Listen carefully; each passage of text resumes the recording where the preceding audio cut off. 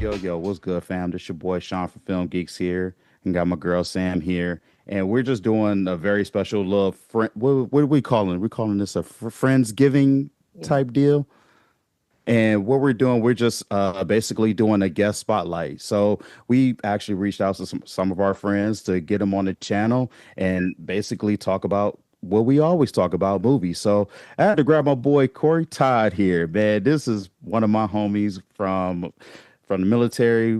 Been across the pond together. We watched a lot of movies together, and one of the reasons why I wanted to get him on here is because we sent exchanged hella reels back and forth regarding Sinners, and I know he's also a Chris Nolan fan as well. But we want to hear your take on Sinners in particular. Like, what did you love about this movie? I believe you said this is probably one of the best films that you've seen this year, and we've actually did an episode in regards to the film. So what were your thoughts? What did you like about it? What made you so passionate about this film? Yeah, well, that's cool, man. I actually didn't know that you guys did a review on it, so I'll have to go back and listen to your guys' episode on that. Dude, for me, I loved this film because it's so many different elements of film combined into one, and it blends everything so perfectly and so seamlessly. And so I was telling you just before we started, I'm going back to school right now for my bachelor's, and one of the classes that I took was an ethnic studies in film class. Okay. And so what we did is it was like Hollywood. So it wasn't just film, it was everything. But um I did my final on Sinners actually. And so I did a ton of research on this film and kind of like what went into it. And the more I watched it and the more I researched, the better it gets. Hmm. I don't think I've seen a film that gets better and better on rewatch. Usually you go back and Right. rewatch a film and it gets a little boring, right? Yeah. How many times have you guys seen it? I think I've seen it 4 times. I I've watched it. I'm at Okay. three times. So yep, 3 times. Yeah, Did you guys go back and rewatch it in the theaters? I did. I saw it twice in the theaters and then twice at home. Sean, what about you? Once in the theater and twice on, yeah, one on the streaming, and then again when it came out on HBO Max. Okay, so I saw it 3 times in the theaters, and I'm telling you, every single time I watched it, it was a better experience. Hmm. Um, that's one of the things, like when I tell people about this movie, I was actually just talking to a girl before this, like maybe an hour ago. Okay. And I was telling her what I was doing, and I asked her if she had seen the film. And that's one of the things that I tell everybody is watch it and then watch it again and see what you didn't notice the first time around. Hmm. So to me, that's why this film is so good. There's just so many context clues that maybe you don't pick up on the first time that drive the narrative. And that, I mean, that's what Ryan Coogler is so good at, I think. Hmm. Uh, for me, I think, dude, Michael B. Jordan in this movie, I remember going back and like thinking about the first time I watched this movie. I remember thinking that like halfway through the film, he was so good at portraying both of these characters Yes. that it almost didn't even click in my mind that it was the same actor. Hmm. That. That. Yes. Right? Yes. Yeah. No, so I will just say real quick. So when you go back and you look at the video, I will tell you on the record, I gave this movie a 7. However, I praise this movie for so many other things that they did great. I think the only reason why I gave it the rating that I gave it was because of the story.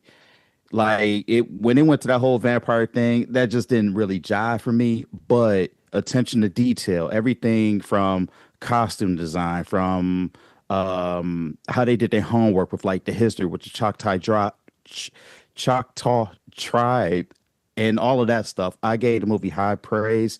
And I just feel like this is one of those movies that should definitely clean up at the Oscars. Just my personal opinion. Mhm.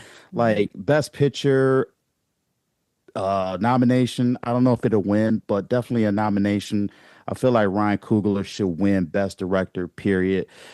But that's just my take on it. So I just wanted to put that out there before you go back and listen to Mm. that and be like, what? So I Yeah. was Oh, gonna say, dude, seven's a he little got disrespectful. clowned. He got ripped up in the oh comments yeah, for that. they So chewed my ass up in the comments for that Good. one. Like they was like, how can you say this? But I was like, for me, it was just a story, but everything else that went into the movie is what made it great. mm-mm, And yes, I gave it a 7, but I could tell you right now, if I did a top 10 of movies that I watched in 2025, it's in there. mm. Like the movie is in there, but Number 7. here you go. That's funny. Actually, okay, so maybe I could convince you otherwise on the vampire piece because I was just talking to that girl about an hour ago, and she said I didn't watch it because a lot of my friends said that it was really weird, and I think that the vampire element is what throws people off because a Mhm. lot of people went into it and they didn't do any homework, and so when Remick is introduced initially, he's not, it's the whole vampire thing, but I think what Coogler was presenting, it's so kind of under the radar symbolic that most people don't pick up on it. And here's what I mean. Remick is not introduced as like a typical vampire in normal films. He doesn't rise from the coffin. He's Mhm. not strong and powerful right off the rip. He's not his evilness is not like so in your face. He literally falls from the sky, right? So you go back to like a biblical sense. He is the fallen angel, right? He's burning. Um, he has nothing. He's weak. The Choctaw are after him, and how he manipulates the members of the KKK, the white people. He mentions gold, right? And Mhm. so sometimes I think evil is not screaming in your face, but it's whispering. And honestly, the scariest part about it is that it works. People, these vampires, they don't force themselves in. They ask to be let in, and people let them in, right? Yes. Mm, But that sounds like where real life. Yeah, and Ooh. where Yeah. I think Kugler is drawing what he's trying to say, in my opinion, is it's about the black community, and it's about how evil kind of finesses its way in, and people let it, or they have kind of no choice. And obviously, this is a period piece. This is like Jim Crow era, Right. and honestly, that part of it, there's so many he's just so accurate. Like he did his homework on this. Yes. Mhm.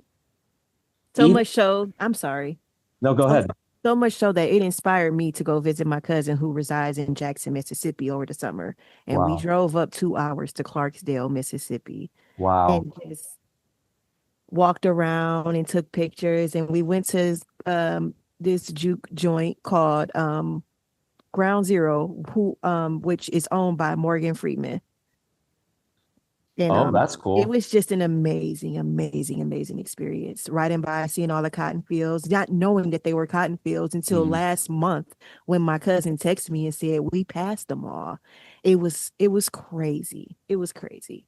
But I'm sorry for interrupting. Carry on. No, that's cool. I mean, that actually makes me think of the scene when Delta Slim was in the car with Sammy Mhm. Mhm. Yep. and Stack, and they drove past the group of slaves, and he talks about the story of his friend, and that was a real thing. Have you guys heard of vagrancy laws Mhm. or the convict lease system? Have you, I'm- Sean? No. So I mean, I probably had no. Okay. This scene is Just so powerful and it's so true to what was happening.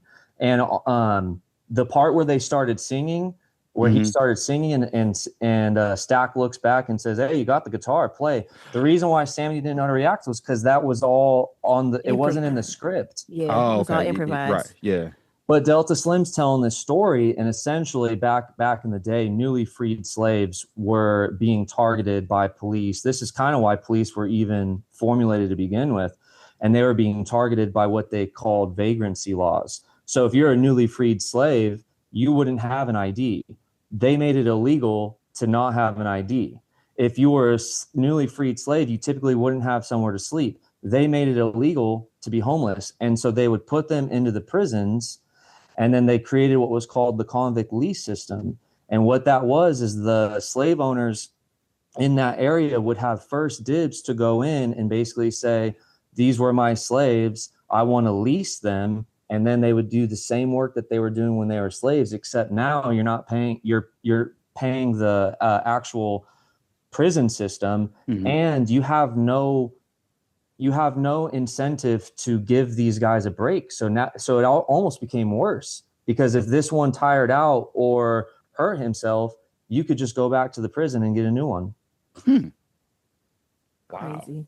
Dude, it's so deep and it's so powerful. There's just no way it's a 7 out of 10. Yeah. So we definitely gonna have to get offline and talk about this more. I know, like when we usually talk, we talk. I mean, we do hit on movies.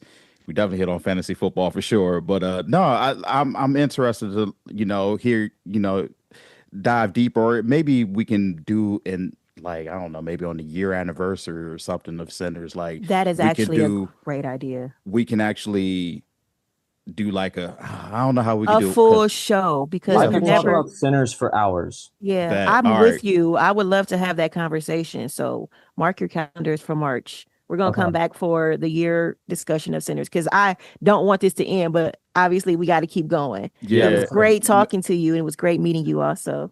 Okay, let me ask you guys one question. Which Yeah. twin did you relate to more?